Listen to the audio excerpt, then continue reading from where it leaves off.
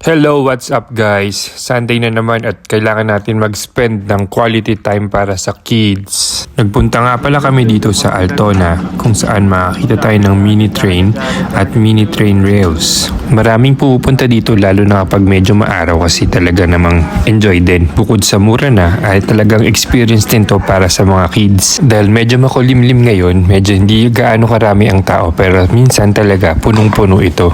Dahil konti lang ang friends namin dito at kilala namin may bata, tinatry namin expose sa mga bata sa ibang socialization katulad ng mga bagay na ito. Sulit na rin para sa $4 na binayad namin.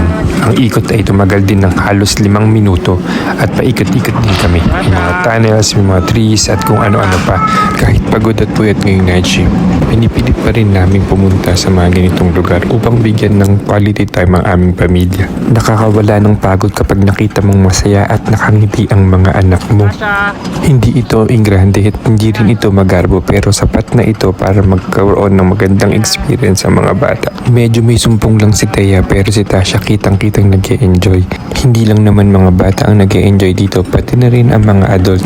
Talaga naman kasi magandang experience ito para sa lahat. Medyo nakasimangot pa rin si Thea pero unti-unti nang nawawala at nag-e-enjoy na rin siya sa view. Nakakatuwa lang kasi tuwing may dumadaan isa pang tren ay kumakaway ang mga bata at nagiging parang magkakaibigan sila. Ini-expose namin ng mga bata sa ganitong activity upang hindi sila maging mahiyain at magamit nila at maging advantage nila sa paglaki nila. Katabi ng mini train station na to ay ang isang malaking park na kung saan pwede mag-barbecue at maglaro ang mga bata at ang mga adult na rin. Mamaya ay tutungo kami doon upang makita ang lugar at makapag-enjoy na rin. Masaya at sulit na rin ang activity na ito at talagang inire-recommend ko to para subukan nyo rin lalo na ng mga tao dito sa Australia. Sa mga susunod pa namin mga videos ay ipapakita namin kung saan pang lugar pwede tayo magpunta para mag-spend ng time sa family at mag-enjoy ang mga bata.